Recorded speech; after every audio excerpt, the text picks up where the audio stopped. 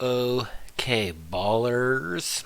I created a copy of our league just so anyone who may not be familiar with the website can bust around it and push some buttons, try some different things.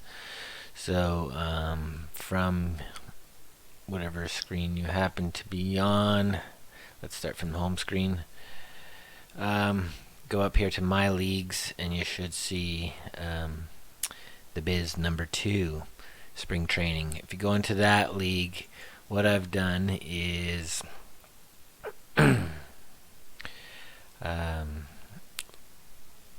copy the league that we're on, but I fast forwarded it to the point where I just kind of simulated the auction part being over. I dumped a bunch of players on everyone's team just to simulate a few extra rounds of auction. So this might be what it's like. Again, no one knows when baseball is going to start, so I know some people are getting antsy and want to speed things up, but there's really no hurry. I'm not going anywhere.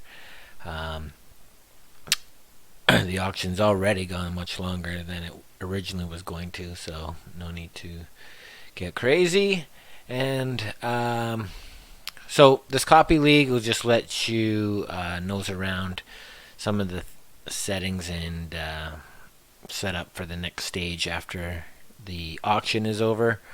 So what I'm going to do is go into my team here, or you can do it this way by clicking on your team and your team roster. Someone was playing around with it and sent me a trade offer.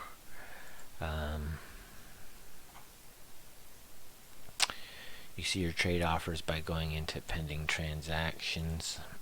So someone just put through this. I'll just leave it sitting there because don't need to do any trades right now. Anyway, back to my team screen. So the regular players that I got in the auction can be seen here. Plus, I added a few more. So I just added Real Muto, Chavis, Souza, etc. So let's pretend that the auction is over, and this is kind of what I ended up with. So now I want to evaluate my team. The first thing I might do, go down to the bottom of your team screen and see what kind of salary you're working with. So right now I have 7 active, 1 reserve. So I have 8 players right now, and I have $37.22 remaining in my $208 cap.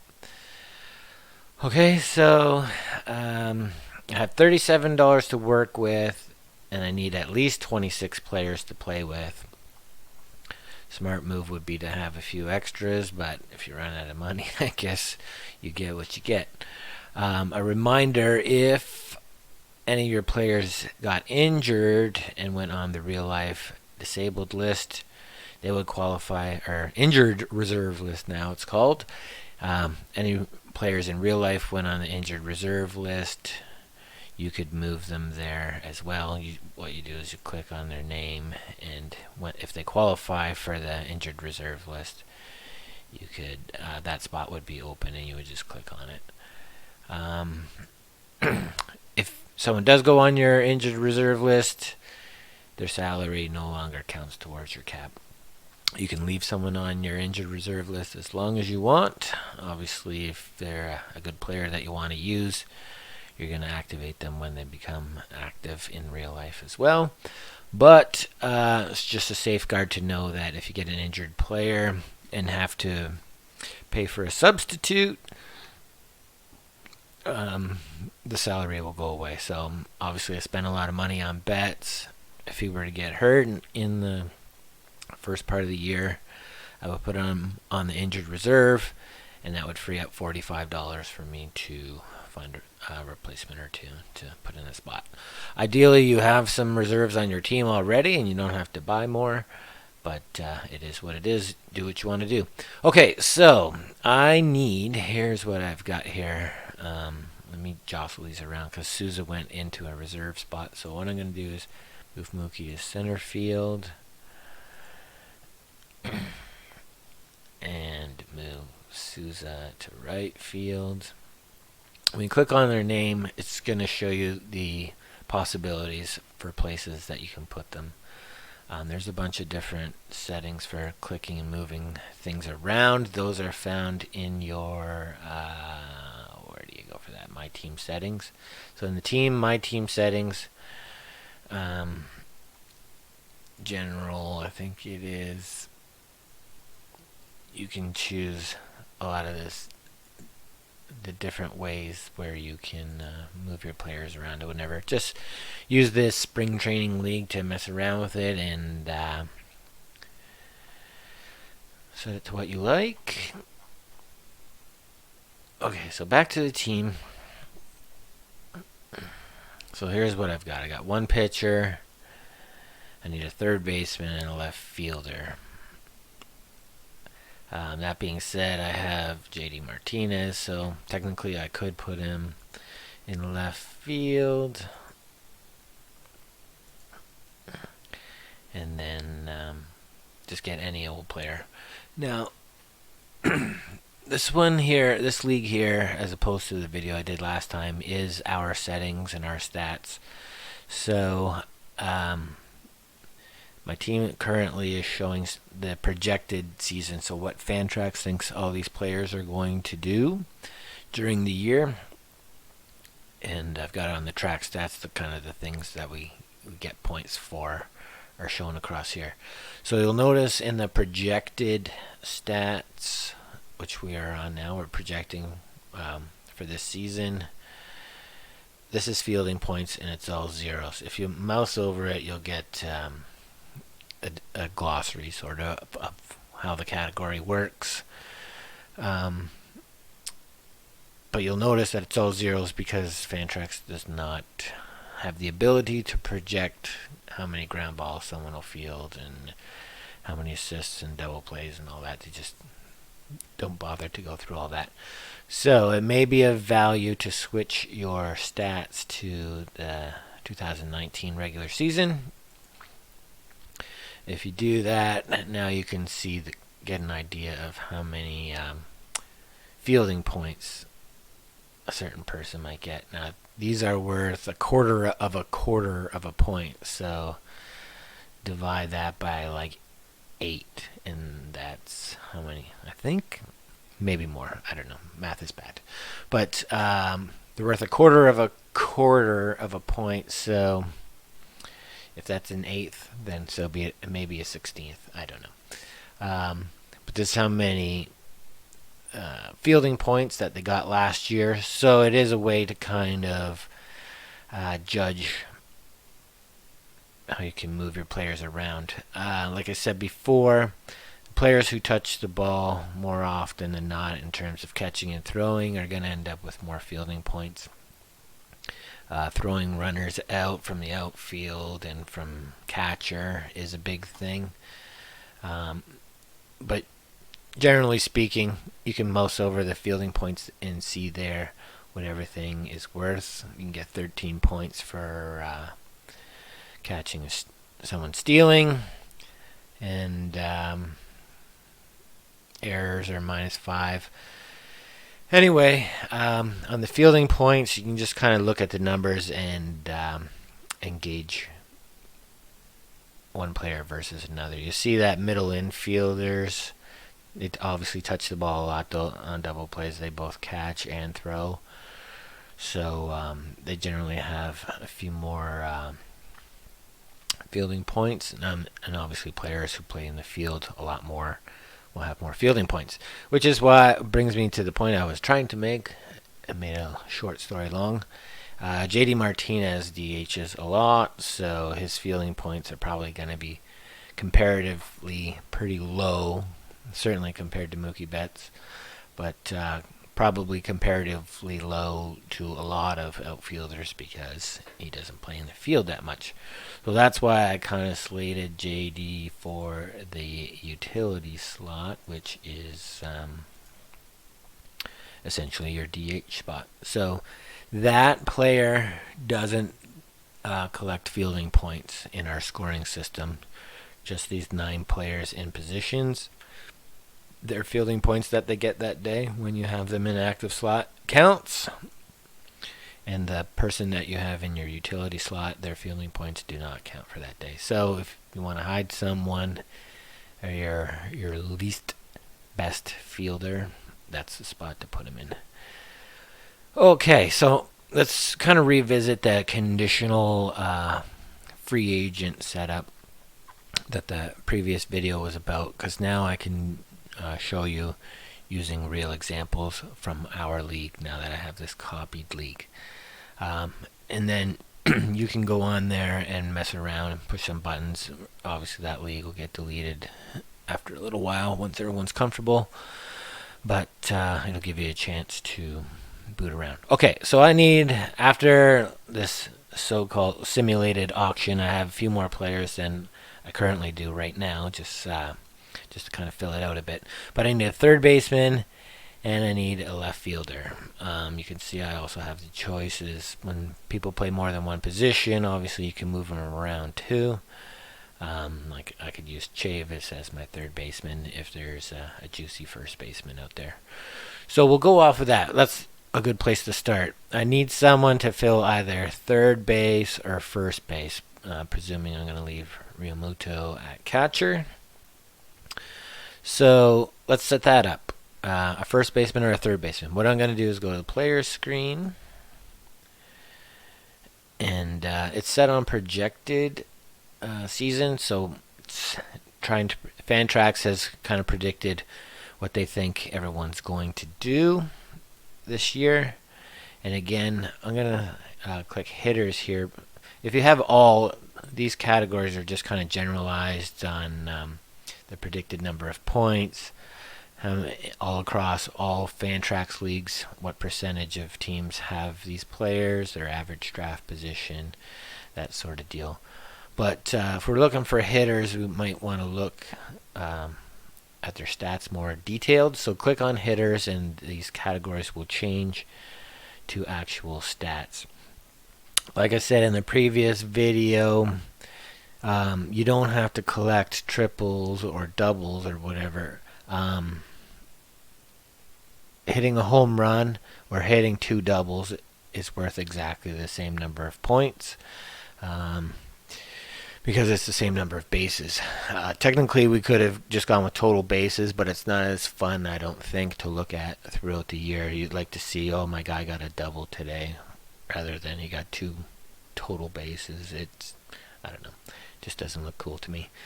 This is stolen bases net, so the number of bases your player stole minus the number of times he was caught stealing.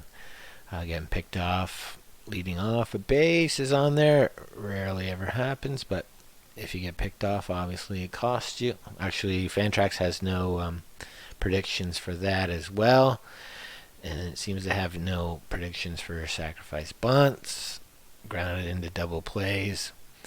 This is a grand slam. I put a little bonus on that because that's the one instance where you know for sure how many bases you advanced runners that were on. So when you hit a grand slam, you know for a fact that you advanced yourself 4 bases, you advanced the runner on third 1 base, you advanced the runner on second base 2 bases, and you advanced the runner on first 3 bases. So all total that adds up to 4, 7, 9, 10 bases. So you get 10 bases worth of points by using this Grand Slam bonus point column. But it is what it is. The number of outs. So you get 135 outs a week.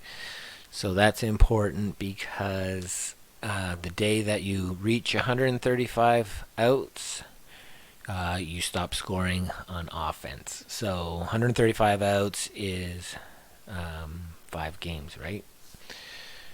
I just want to check my math.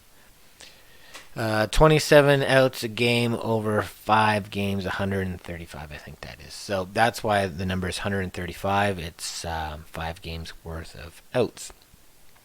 So if it's Friday and you start the day at 130 outs, odds are that's going to be your last day because your batters will get out more than 5 times. You do have to have a player in each of the starting positions.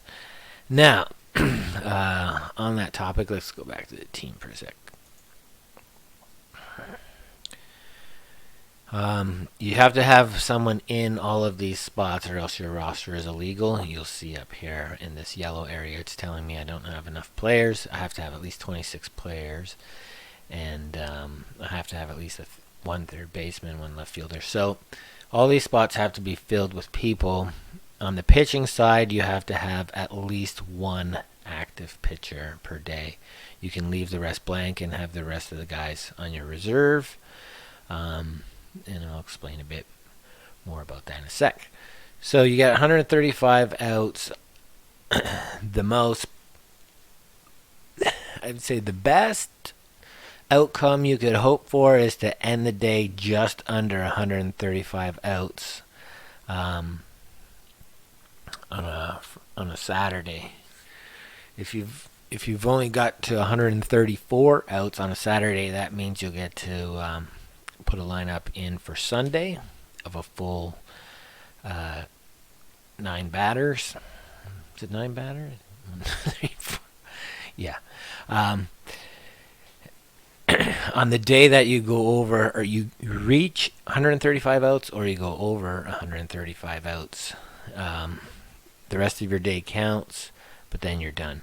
So if you get 135 outs really quickly, like on a Thursday or Friday, obviously you have not batted very well and you're done for hitting for the week. What you want to do is try and cozy up to 135 without going over, and maybe on a Saturday. And then that just means your batters are going up to bat and not getting out, so you get to keep going, right? Just like in real baseball, it's not a time limit type thing, it's an out limit type thing. So take as long as possible to get to the 135 outs. If let's say you're at 110 and in your head you think you're averaging about 20, 25 outs a day kind of deal. You want to if you want to try and just finish your Saturday, let's say, a little under 135 outs, you might put in a player into one of these spots who doesn't have a game that day, or maybe he's banged up and not going to play. You have to have someone in that slot, but it doesn't mean that they actually have to be playing a game that day. Maybe you have someone that's a platoon player and you know that they're not going to be on the field that day. So play around with it, but the main point is the day that you go over 135 outs is your last day of offense. So with a little bit of planning, you might be able to stretch your week out and still have hitters going on Sunday.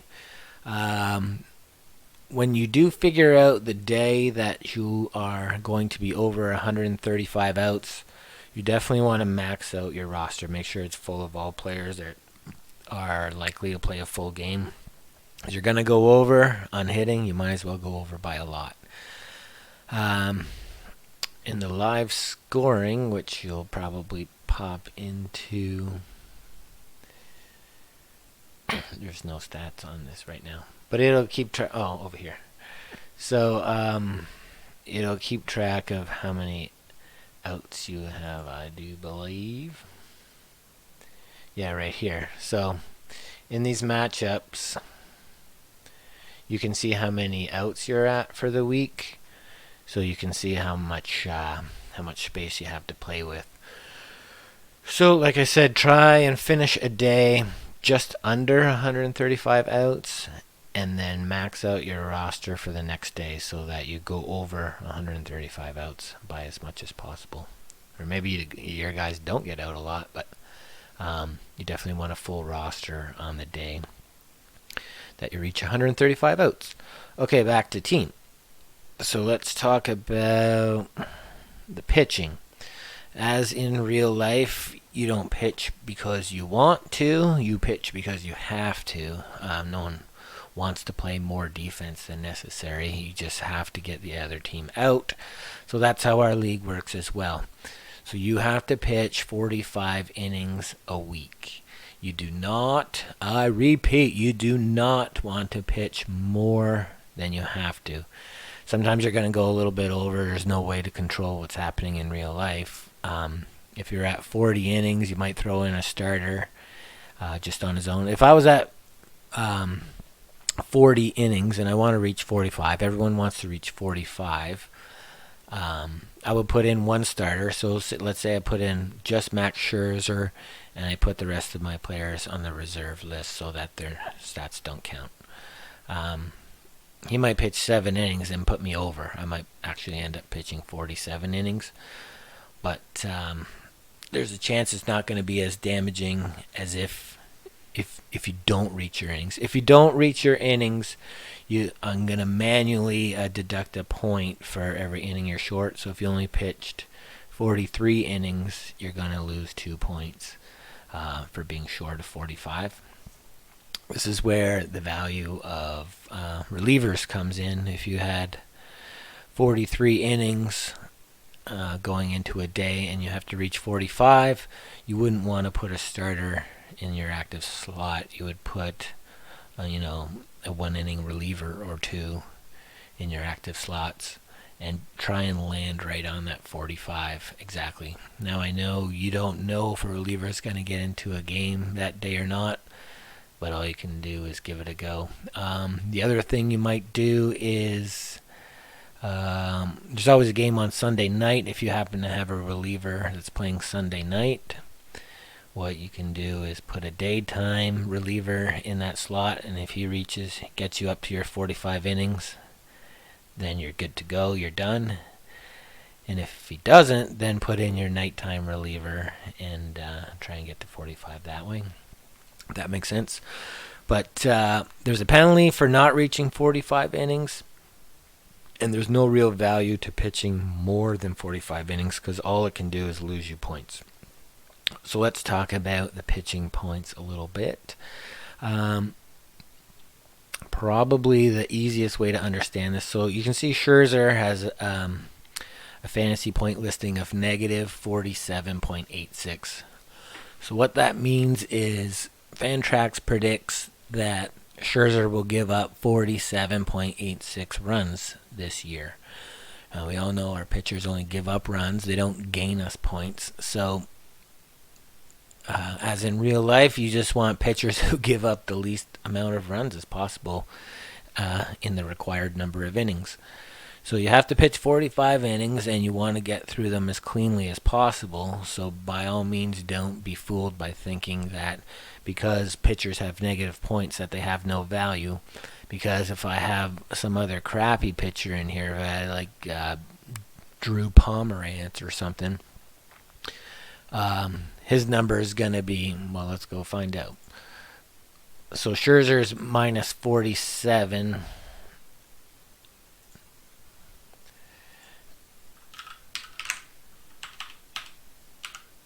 I don't mean to pick on Pomerantz. He actually did pretty good at the end of last year. So they're predicting in a relief role, he'll give up 18.21 runs. Let's pick an actual starter that sucks, like Dylan Bundy or something like that. Okay, so you can see that Dylan Bundy's predicted to give up 81.84 runs in 165 innings. Okay, so 81 runs in 165 innings is an ERA of 4.58. What's important for us, what we use the most, is this dice category. You'll see in our scoring it's not worth any points because the individual components of what go into dice are what we score, but the dice is sort of an easy way to get a calculation of what we're dealing with. So Bundy's only going to give you 106, according to Fantrax. Bundy's only going to give you 165 innings this year and give up almost 82 runs. So if I go to my team, Scherzer's going to give me about the same number of innings, but 20 less runs. So that's where the value of it comes in. The number of runs that your pitcher will give up. I guess it goes without saying you want to put pitchers in that give up the least amount of runs. So this DICE number is, it stands for Defense Independent Component ERA, and how it is derived is it just uses what baseball calls the 4 true outcomes. So the 4 true outcomes are the outcomes that just are under complete control of the pitcher and the batter, basically. So the things that are in the pitcher's control are walks, hit by pitch, strikeouts, and home runs. They require no fielders in the technical sense. A walk, a hit by a pitch, a strikeout, and a home run the fielders don't need to do anything. So that's what it's based on. It's just based on the pitcher's influence on the game, and it gives them sort of a generic defensive number behind them. So the way the number works is it says that if you pitched 45 innings like we're required to do, and you had an average defense, your everyday middle-of-the-road type defense, and every ball was hit into play over the course of a game, so you never walked anyone, you never struck out anyone, and you never gave up any home runs. So every ball was hit either as a ground ball or a fly ball or a line drive. Historically, the numbers say 45 innings would yield 15 runs. So that's why you get minus 1/3 of a point for every inning, because at the end of 45 innings, that would add up to 15 runs. So just pitching to contact kind of deal, ground balls, liners, and fly balls will cost you 15 runs. So the way the pitchers can influence that is by limiting the walks. If you walked more people, that number would get worse. If you hit a lot of batters, that number would get worse. Obviously, if you give up home runs, that number gets worse. But then it's also proven that if you strike out a bunch of batters, you can make that number better. So the more people you strike out, you can actually give up fewer than 15 runs, but you'd have to limit your walks and home runs at the same time. So the 4 stats that really matter, I guess, in terms of points coming on and off your score, are walks, strikeouts, home runs, and hit by pitch. You can reference this. This is a good way, this DICE column. The math is done on it for if you're using previous stats. So let's go to last season stats. And you can see that Scherzer's DICE was 2.23. So for every 9 innings he pitches, he gives up just a little over 2 runs. If you go to the player screen and look at some of the pitchers that are on there. Again, we need to go to last year because this website does not predict this year's DICE. So if I were to sort by DICE, there might be a couple players in plus because they had so many strikeouts. So Betances is an example of someone who actually added points to his team. The problem with Betances is he only pitched 2 batters all year. He struck them both out, but I mean that's an anomaly. Obviously, that kind of season would be no good to you because he only pitched to 2 batters. He got 2 outs, but what the hell are you going to do with that all year? Okay, so what you want is guys that are high up on this list, but you want a mixture of relievers and starters. The relievers, hey, if you can get a reliever in your active slot to come in and strike some people out, you're gold. An out is an out, and a strikeout out is even better. So some of these guys, let's go with someone with a decent amount of innings. So 60 innings for Kirby Yates. In almost 61 innings, he struck out 101 people. So, I mean, that's dynamite, obviously. His real ERA was 1.19. If you adjust that to an average defense, it's actually better. So what that just says is the things that are under Kirby Yates' control, he should have only had an ERA of 109. The reason why it was really 1.19 is because the San Diego defense was a little less than average overall. But for our sake of our situation, you could have got 60 innings from Kirby Yates, and he only would have gave up 5 points the entire year. So that's pretty incredible. To get that many innings, that's more than a week's worth of innings, and it only cost you 5 runs. Pretty outstanding. Obviously, you're going to need some starters in order to reach 45 innings a week. Liam Hendricks was another good one. He did the whole opener thing a bit last year in Oakland, so he has a few more innings than Kirby Yates does. Again, these guys are lights out in terms of 85 innings, 124 strikeouts is amazing, especially with only 21 walks, only give up 5 dingers. So he would have got you 85 innings worth of work and only given up 15 runs last year. Not too shabby. Like I said, though, the only way you're going to reach 45 innings is if you mix some starters in there as well. So what I can try and do is I'll filter this by starting pitchers. Keep it sorted on dice. Taijuan Walker is sort of an anomaly. He started a game but only lasted 1 inning into it. Tyler Glass now has got pretty good numbers, but again, he was an opener type situation. So even though he started 12 games, he really only didn't pitch that much. He just pitched an inning or so. Last year, it looks like the top reliever would have been Charlie Morton, close to 200 innings, and only gave up 52 runs. See where it's minus 52 points is minus 52 runs in terms of what your final score will be. Divide that by the number of weeks. Well, it's right here, fantasy points per game.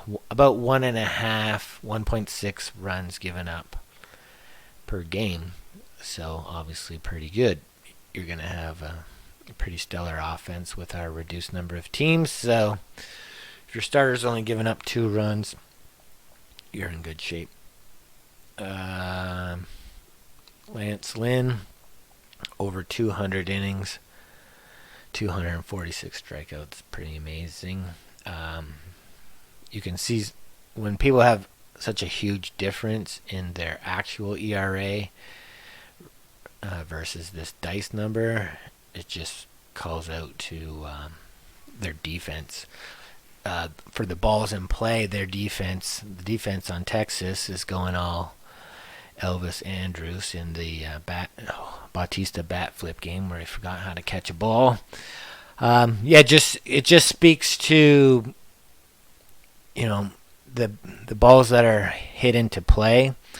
Texas doesn't seem to be making the outs the same way as like Oakland here, where Frankie Montas's dice is actually higher than his real ERA. So that means his defense is stealing runs. They're better. They're better than average, which sounds right with Chapman and Olsen winning Gold Gloves and that giant ass foul ground, that kind of thing. So their defense is able to make more than the average number of outs on balls batted in play. Anyway, I would say dice is a good way to find some pitchers. You know, do your own assessment of how you want to set this up. You might just want like, well, if I can keep my dice number low by getting guys who strike people out a lot, it may or may not be true. You can see some of these leaders, like Trevor Bauer's was pretty high, but the reason is it's close to the highest in walks on this page too, and close to the highest in home runs on this page too. So you might strike out a lot of people, but if you also walk a lot of people and give up a lot of dingers, then your run total against isn't going to be as good as someone who doesn't. You might sort by innings pitched if you need a couple of horses to make sure you get your innings, that kind of deal. If I sorted it by innings pitched and then started to look at the dice column, like who's in the twos, Charlie Morton, Lance Lynn, Stroman was pretty good, under 4. Zach Wheeler is good, close to 3, that kind of deal. Again, these are only the players that are still available. If I go up here where it says all available players and switch this to all, we can mix in the stats of some of the players that are already taken. So Verlander's taken, right? He had the most innings pitched, and it had a dice around 3. So that's really solid. You can see that the strikeouts are incredibly high with a low walk total. The home run total is a little high, but that's what sneaks it over a 3 in dice. But we got some sub 2 guys. Obviously, Garrett Cole. No one's surprised by him. Jacob deGrom is in the low 2s. No surprise again there. 204 innings with 255 strikeouts and only 19 home runs given up. That's a very solid season. Cy Young type year. So do whatever you want with that.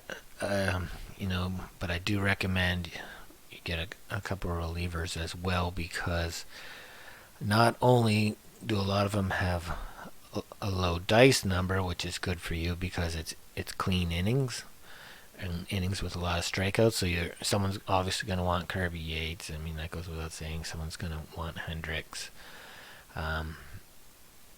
Felipe Vasquez. Anyone with a decent amount of innings and a low dice, you're going to want them because these are the kind of pitchers that will pitch 1 or 2 innings max per game. So if you get close to your 45 innings and you just want to kind of crawl up to that number with some solid innings, those are your guys. Your guys are not Jed Jorko or Luke Maile. They are not real pitchers. Aaron Loop. Again, he only pitched 3 innings, so yeah, he's high on the list, but no real use to you. You're not going to have someone in your active slot all year waiting for him to pitch 3 innings. But if a lot of times someone will go on a little hot streak and get used a lot, or the closer role will change on a team. If you happen to have that guy, you're in business. It's nice, we don't use saves or anything like that because they're just kind of fluff stats that don't actually contribute to what the score of the game was. All the stats we use are actually a translation of how many runs you gave up, and that's what we're going for. We're not collecting saves or holds or whatever, because it's just like, in terms of winning or losing a game, saves or holds are not mandatory. You can win a game without them, that kind of deal. So play around with that. This copy league is open. You can mess around and sort all the players and go like that. Okay, so let's go back to sort of revisiting what the last video was, and that's filling your team. So click on team to see what I'm dealing with here. I need a third baseman, a left fielder, and a whole bunch of pitching. So what I'll do is let's deal with third base as my first priority. Probably shouldn't have Chavis on my team this early, but that's a situation where you just try to get someone at minimum wage because of the crazy spending we've been doing. On that note of the spending, you don't get all bent out of shape or whatever. Someone spent a lot on players and other people are waiting. They're just different strategies, and it'll be interesting to see how it plays out. We'll have some New York Yankees approach, and we'll have some Oakland A's approach. It's all good. I'm actually intrigued to see how it'll play out on some of the people that are being more patient and using their money a little more tightly. It'll be cool. I filled the Padres with a couple of players because the team, I had hopes for the guy to run his team. He's been in my leagues before, but he just wasn't answering my emails and stuff like that. So I don't know what's happening over there. I guess people have bigger problems right now in fantasy baseball, so it is what it is. But we'll just throw some players on that team. It's all good. Don't sweat it. Okay, so I need a third baseman and a left fielder. Let's deal with the third baseman first. I'm gonna go to the players screen, filter by people who qualify as third baseman. On the topic of who qualifies for what position, it's pretty simple. If they played that position at all last year, even one game, then they qualify. If someone, so let's see, Baez played third and short last year. If he happens to play second base for an inning or two this year, then second base will get added to his name as well, and it will carry over to next year. So any position that a player adds this year to their profile will count for this year and for next. All you got to do is play once they're either in the current season or the prior season, and you qualify. Okay, so here's the choices, and I have it set by the projected Fantrax stats. If you want to sort by that, that's cool. Just keep in mind that if I were to go over to the right here, none of their fielding points have any points in there because they don't project those. They don't project grand slams or grounded in a double play, sacrifice bunts, or pickoffs. So if you want numbers in those categories, you're going to have to go to last year. So I'll click on the last year's stats to see what's up, and it'll run you over to the fielding points. So you can see all these people qualify for third base, but there's a range of fielding points available. And again, it's like a quarter. It's not 0.25 of a point. It's 0.0025 of a point. So you're not getting 500 points for fielding. Like it ends up being, a little bit. It might be. I think Marcus Semien had the most fielding points last year, and I think it equated to about 16 runs for the year. And one of our regular seasons, obviously this one will probably be shorter, but a regular season is about 16 weeks long in our fantasy pool. So it's about, the top fielder might get you an average of 1 point a week kind of deal. But a point is a point. You're going to see the scores have some decimal points during the year. So, an extra double play here and there could be the difference of a win or a loss. So, it's at least worth being mindful of what position people play and how many points they got. Also worth notice, since we're looking for a third baseman here, you might get a slight uptick if a person qualifies at a position but is probably going to play another one. So let's say Baez qualifies at third, but logic says that he's actually going to be a shortstop this year, and Bryant will be at third. That would be an uptick. Last year he got 658 points for fielding, which is the highest on this page that I can see, which makes sense because shortstops and busy shortstops will generally get more points than corner outfielder or corner infielders and outfielders and all that, just because they touch the ball more. So they're making outs and they're throwing and getting assists as well, and ground into double play numbers, all the rest. So there's a slight advantage here. If you were to get Baez as a third baseman, but he's going to be pulling in shortstop type fielding numbers. Again, you can see here that doesn't make him the top third baseman, but it's something to consider anyway.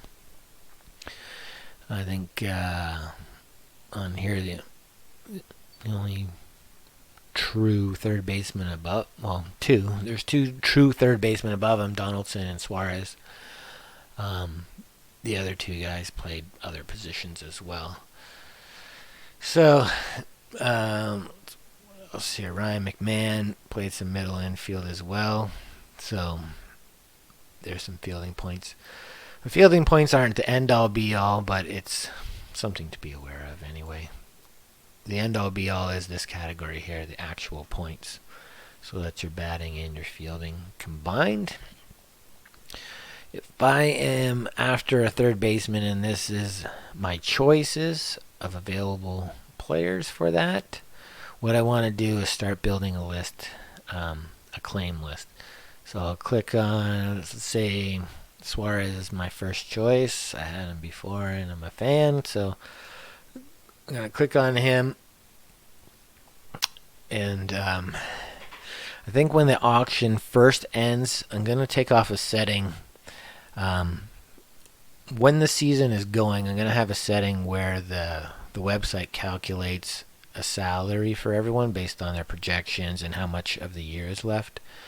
So you can see here that the website has projected or has calculated a salary for Suarez for $814 during this season. I'm going to leave that in there as the minimum bid. So what I want to simulate is there's a free agent available, he has an agent or whatever, and he's willing to take the field for a certain dollar amount. What I don't want is people picking up, because we have a smaller league than the actual MLB, or 10 teams shorter. Our teams are going to be a little more stacked than actual teams, and I just want to put a value on each player. I don't want you getting, let's pick someone down the list here. Like, you shouldn't be able to get Kevin Newman, who's a solid player. You shouldn't be able to get him for minimum wage. It's just not quite realistic. You shouldn't, you're not going to get Pujols for minimum wage, that kind of deal. So I might take that off for the first round, like until the season starts, because we are going to have to fill our teams with some minimum wagers, or else some teams are going to have not enough players. But once the season starts, I'll flip over to this minimum bid type thing.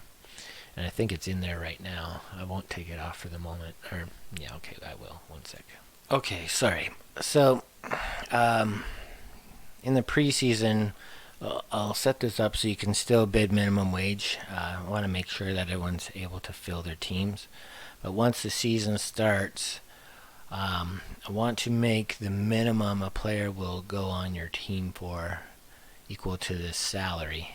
And that salary, I can have the website recalculated every week.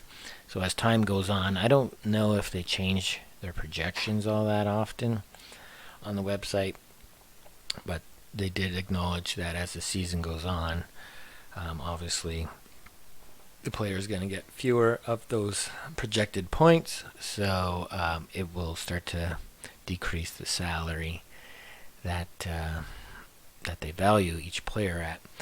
So right now Suarez is at $814. So let's say, it's a bad example because obviously someone's going to take him, but let's say someone way down the list on page 5.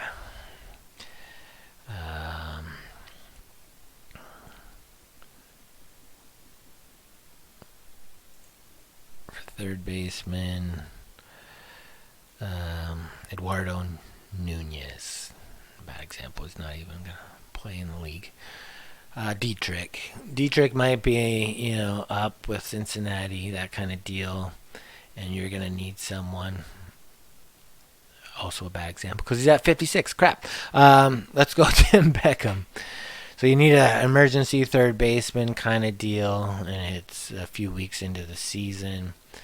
And the website calculates Beckham's salary at 187. So that will be the minimum bid on Beckham. So he's not getting off the couch unless you can come up with 1.87 million. That kind of deal. And if you don't have 1.87 million left because you spent your money on Vladimir Guerrero for $40.01, then you're going to have to find someone who you can afford, like Dietrich, or you can sort these by salary. Let's go back to page 1. So if I sort by salary,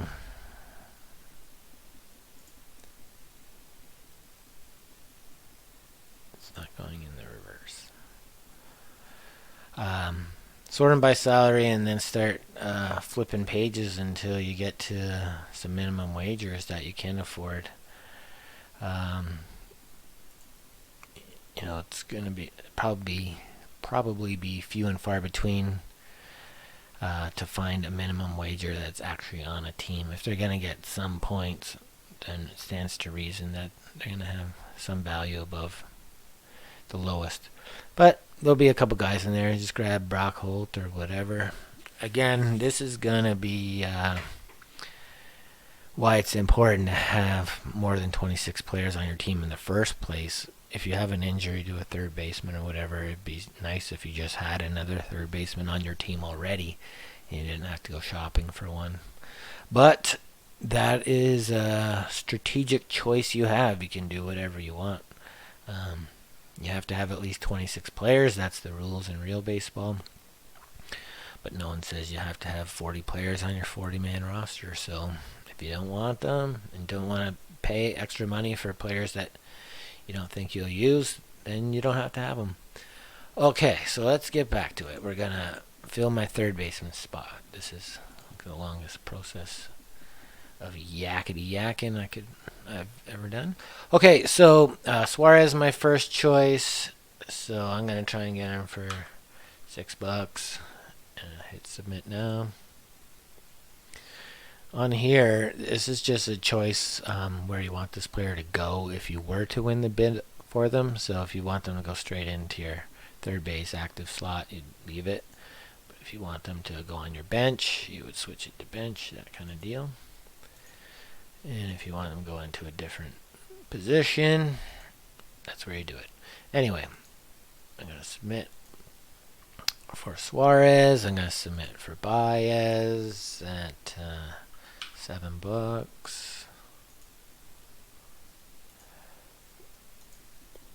Submit for Donaldson, $6.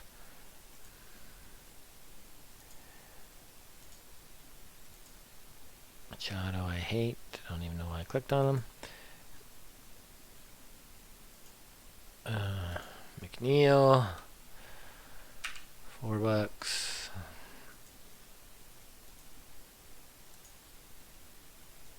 Moncada, $2.50. Whatever, I'm just making things up, not values up at this point. But the point is, I'm generating a list of third basemen that I'm interested in. So now I'll go to transactions over here and pending transactions. I want to go to the claims and drops tab. Again, Caledonia just sent me a trade offer. I think I'm just playing around with the buttons, and that's cool. Definitely encourage that. But I want to go to the claims and drops screen here. And so here's my sort of working list. I'm going to get rid of this because that was something I was playing around with. Okay, so here's the 5 third basemen that I'm going to chase. And here's the amounts that I entered to get them at. For right now, for the sake of this exercise, you could do whatever you want, but I'm just going to set it that I only want one of these guys. So they're all in group 1. So they're all grouped together. But what I want to do is tell the computer, as soon as I get one, try and get me this guy first, that guy second, that guy third, so on down the list. And once I get one, that's it, I'm done. I just want one. So in group 1 over here, I'm going to set it to a max of 1. So when it says group 1 max 1, everyone in group 1, I only want one guy from there. Once I get one, stop using my list. I hit submit.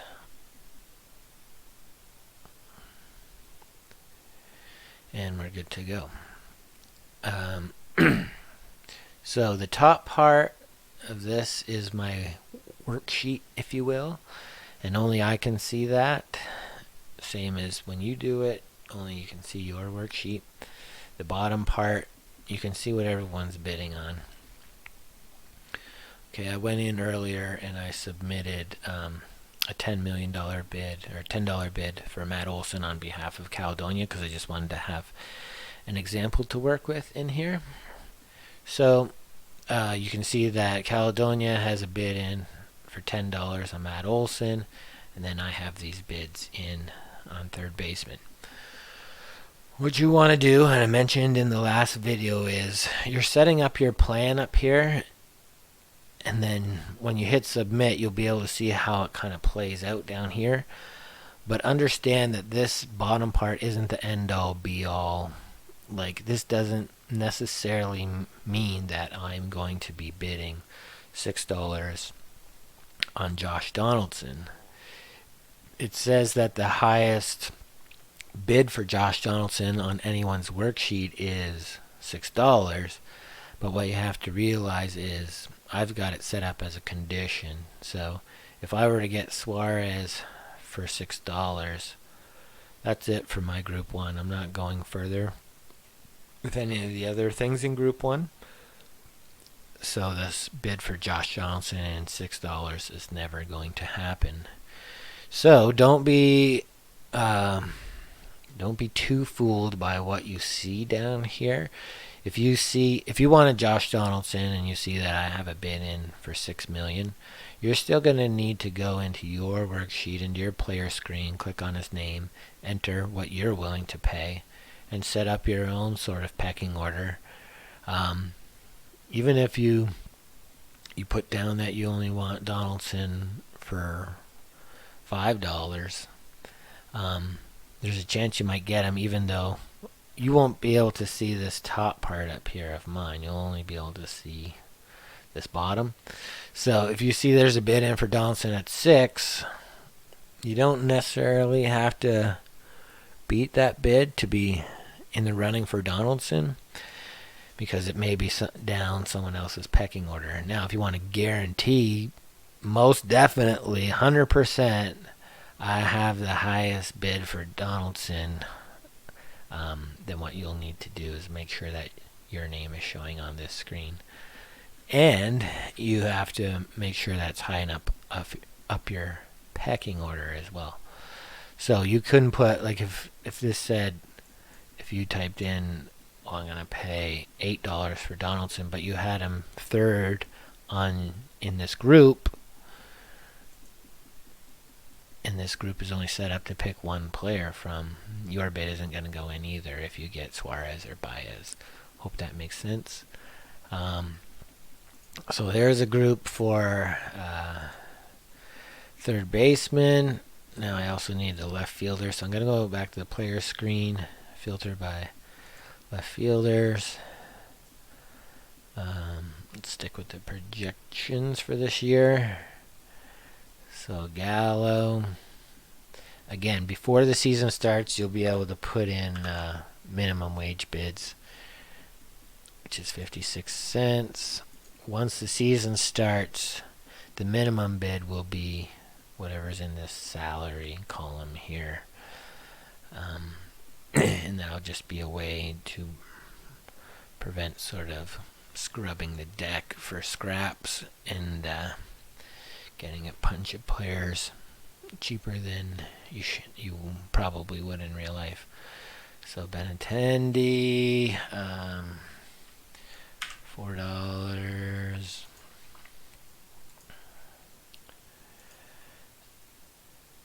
And Brand. No Astros. I don't know how the Astros are going to do without the help of Garbage Can this year. Tommy Pham, interest made, $2.22. So again, like, you can make this list as long as you want, and then you're going to decide how many of them you actually would like to have.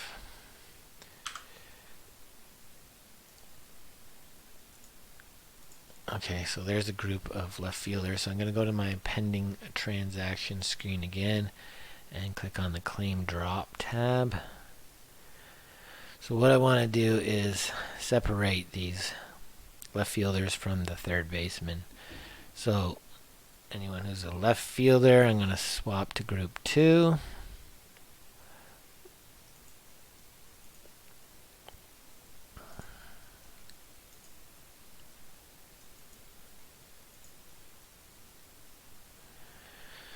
Okay, so now you can see my third basemen are all associated in group 1. My left fielders are in group 2. And again, you can grab these equal signs and move the players around up and down if you want to rejig it, and then always hit submit. So I only want one left fielder from this group. I only want one player from this group 2, so again I'll go up to group 2 and set the maximum to 1. Hit submit. So it'll try and get me one player from this group, because group 2, my max is 1. So as soon as I get one, it'll stop bidding on the rest. Again, I repeat, when these free agents get divided up and assigned to their teams, it'll be Tuesday, Thursday, and Saturday nights at 11 p.m. It's important to know that it's not necessarily going to go in exact order. So it's not going to start with your group 1 and go to your group 2 and your group 3, because it may be different on someone else's team screen. They may have set it up in a different order. So just know that it might do your group 2 guys first and your group guy 1 second. You just never know. It just goes where it needs to go based on who it's trying to give away. And then in that other video, I showed you how you can set up sort of different contingencies as well with the same player. So let's say I'm going to try and get a left fielder for $4. So I'm going to switch all these to $4. Submit that. And then I want one, right? So they're all in group 2 and I want one of them, so that's set already. Now once I get a left fielder for $4, maybe I want a backup left fielder for 50 cents. So I might start with these same 4 guys. I go to players, what do I got? Benintendi, Gallo, Pham, and Davis. So if I go back here to the available players, and I'm going to go Benintendi, 50 cents.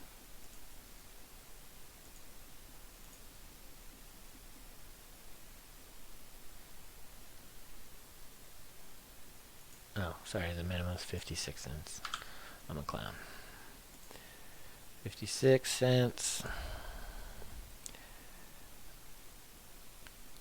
Pham, 56 cents.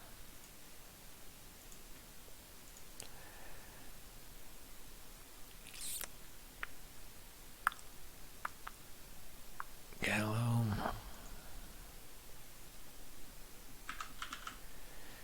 56.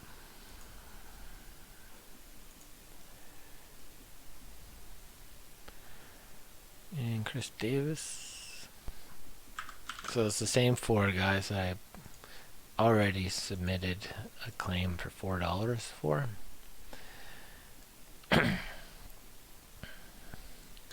Now if I go back to the transactions impending transactions on the claim drop screen.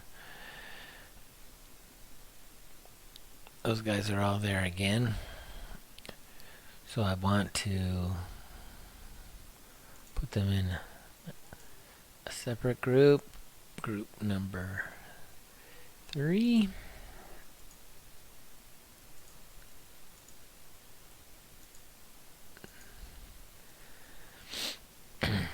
And then I only want one of them as well. So, or maybe at that price I want 2. I can set that to more. So in group 3 I'll take 2 of those guys if I can get them at that price, kind of deal. Now, so there's a couple of things at play here. Okay, so I have the same guys. Let's get them in the same order. Benintendi, Gallo, Pham, and Davis, right? I have the same group of guys, but I have different values in for them. So there is a possibility. I said that I only want one guy from group 2 and I'll take 2 from group 3. Meaning if I get one of these guys for $4, stop bidding on the rest. If I get 2 of these guys for 56 cents, stop bidding on the rest. Okay, so the first thing that's going to happen is it'll probably try and get me one of these 4 guys for 56 cents. If no one else bids on them, I'll get them. Obviously, I'm the only one in the running. If someone else has a bid on them and it's higher than 56 cents, and it's going to defer to this and see if $4 will do the trick. So if you put in Benintendi at $2, this bid is not going to work because it's not high enough. But my $4 bid is going to work and beat your $2. So it'll give me Benintendi. Now that I have a player from group 2, it's not going to do these bids anymore. So consider them done. And then it's going to go back down to here and figure out what's up with the rest of these guys. Obviously at minimum wage salary here. If anyone has anything higher than minimum, I'm out of luck on all these guys. But if one of them happens to be available for minimum, I'll get 2 of them, 1 or 2 of them in this order. I hope that makes sense. If you have any questions, again, that's one way to do it, just grouping them by position. The other way is to group people by, I forget how much money I had left. I go to my team screen and remind myself. So I have $37.22 remaining. I have a ton of players still to get right. I only have 8 players, so I need to get at least 14 more. No, more than that. 18 more players. So I have 18 more players and I have $37. So I'm going to be on the hunt for, maybe I could get a $4 or $5 player, and then I have to get some $2 players, some $1 players, that kind of deal. So work that out. That's another way you can set up your contingency plan over here. It's like, okay, let me try and get someone from my group 1 for $5. And if I'm successful there, then the rest of my stuff is going to be $2 and $1 players. So you could set up a mixture of positions. Groups don't have to be positions only. I could say, try and get me Baez, Donaldson, Benintendi, or Gallo for $5, and they'd all be in group 1. I could do that right now, actually. So I could change these guys to group 1 and go $5 on them.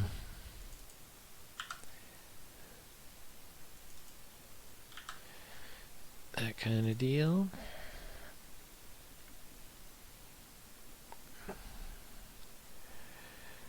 And then move them up. So you see this group it's not always, it doesn't have to be about positions. You can have groups of dollar value. So all these group 1 guys,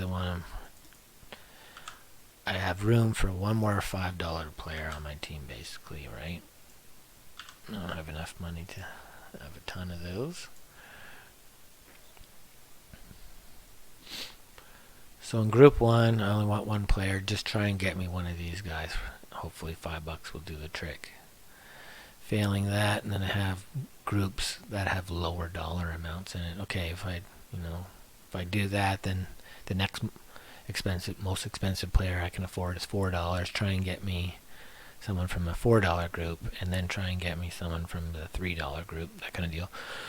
So you can set up the groups in salary tiers or in positions, whatever you want. Just play around with it. Again, use that spring training league. If you go to my leagues, you'll get the choice of, this is our regular one that the auction is running on right now. The spring training one is just one for you to play around with the buttons and do some of this stuff. If you have specific questions, just send me a message and I will address them from there. Maybe make another video, or we can have a chat. Okay, enjoy.